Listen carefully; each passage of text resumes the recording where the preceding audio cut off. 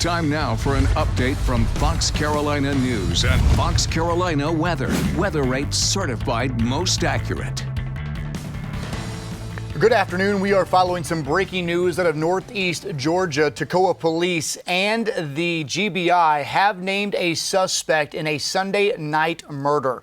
Now, what we know is that there were multiple shots fired at Whitman Street Park. Now, this is on Whitman Street, and what we have just learned is this apparently, according to police, started from a basketball bet from a different location. And I'll go web live right now because the police chief just sent me the picture of this murder suspect. This is who they're looking for, Broderick Simone Dixon. He's 32 years old. He's from Toccoa. We've also learned that one of the victims who was shot and killed is from Livonia.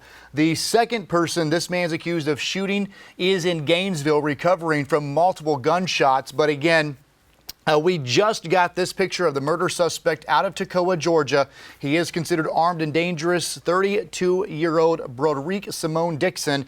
If you see him, if you know where he is, you should not approach him, but call 911. We're following several other developing stories at Fox Carolina at this hour. Some football games already beginning to be canceled for Friday night. Of course, we have Friday Night Blitz coming up later this week. Clinton's varsity and JV football games against Newberry postponed due to COVID-19 protocols. We're following that closely.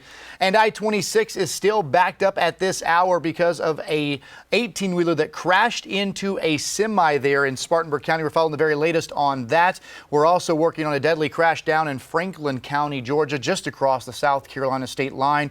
We're told a truck rolled several times, throwing the driver out, killing him. A 5-year-old was actually flown from the scene. We're told that that child is expected to be okay.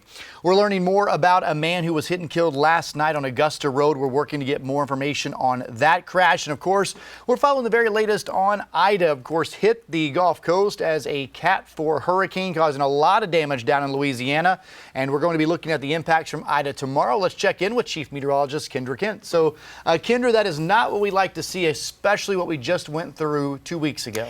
Yeah, exactly. We're going to be on guard for heavy rainfall as well as the threat for severe weather once again across the area. The threat does not look as large as what we dealt with Fred, but there's still going to be a chance that some areas in the mountains get a little too much rain too quickly, and we see some of that flash flooding. So there's a flash flood watch until 2 p.m. Wednesday. The worst of the rain, though, is expected late Tuesday into Tuesday night. Should be letting up slowly through the day on Wednesday.